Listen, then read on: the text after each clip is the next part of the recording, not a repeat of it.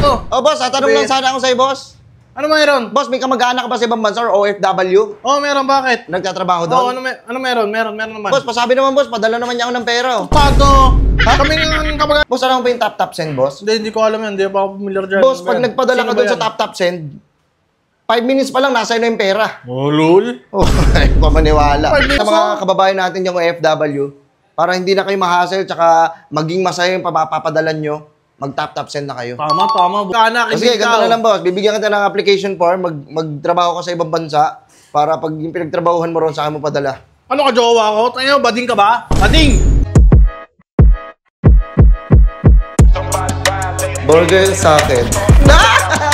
Labog ka!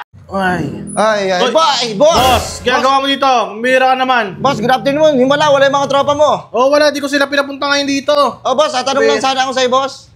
Ano mayroon? Boss, may kamag-anak ka ba sa ibang bansa or OFW? Oh, meron, bakit? Nagtatrabaho Oh, doon? ano meron? Meron naman. Boss, pasabi naman, boss. Padala naman niya ako ng pera. Oh. Tago! Kami ng kapag-anak, hindi pinapadala yung kapag hindi niya kilala. Hindi, boss. May papakilala kasi ako sa'yo. Sino naman yan? Yun ang top send. Boss, papasok ako. Boss, alam mo ba yung top send, boss? Hindi ko alam yan. Hindi pa ako familiar dyan. Boss, pag nagpadala ka doon sa top send, 5 minutes pa lang, nasa na yung pera. Oh, lol. Oh, ay, pamaniwala. 5 minutes pa nagpapadala yung tita ko sa amin. Ilang linggo na kami naghihintay. Wala pa rin yung pera. Minsan bumabalik pa sa kanya. Bachelor yarn. Ano kalapati yan? Kalapati yarn. Bakit? Gamit niya ba yung top send? Hindi. O, yung sinasabi ko sa'yo, makinig ka muna kasi. Okay. Sige. Oo. Pag ginamit niya kasi yung top send, boss, 5 minutes pa lang, nasa na yung pera. Bilis. Wala sa Sonic. Oh, parang Sonic talaga, boss. Kaya rin, nagpadala sa sa'yo 10K. Oh. 10K rin papasok sa'yo, walang kaltas. Diyan ako hindi maniniwala. Bakit? Tado, 10K din? 10K din, walang kaltas. Nagpadala sa akin tita ko ng 10K, 300 dumating sa akin. Grabe naman yung nagka-cut ng parang director, cut ng cut. Ang hype na yan. Hindi ko alam, boss.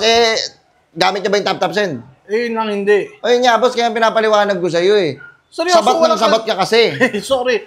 Uy. Boss, pero boss, Tamaan ako niyan. yung top send, boss, ang kailangan lang makapag-download doon, mga taga-ibang bansa, mga OFWs natin. Hindi siya pwede download dito sa Pilipinas. Ano gagamitin namin dito? Di ba, boss, diba kunyari, papadalang kayo galing sa ibang bansa. Oh. Kailangan meron kayong bank account, meron kayong GCash, mga e-wallets, mga ganyan, para doon isend yung pera. Meron naman ako nun, bossing. Meron naman ako lahat. Meron ka nun, lahat, kompleto ka nun. Kompleto naman ako nun. Pero tanong ko lang, boss, ano mga bansa yung mga included, kung sakali? Oh, boss, nandito Pwede na ba nga yun sa, tayo. sa UK? United of... United United Kingdom?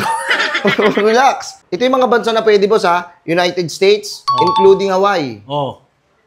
Canada, Okay. Australia. Oh. Australia na kasali?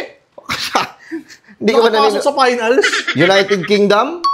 Ayun, pasok din yung United Kingdom. Andun yung tita ko. Ayun, sakto. United Arab Emirates.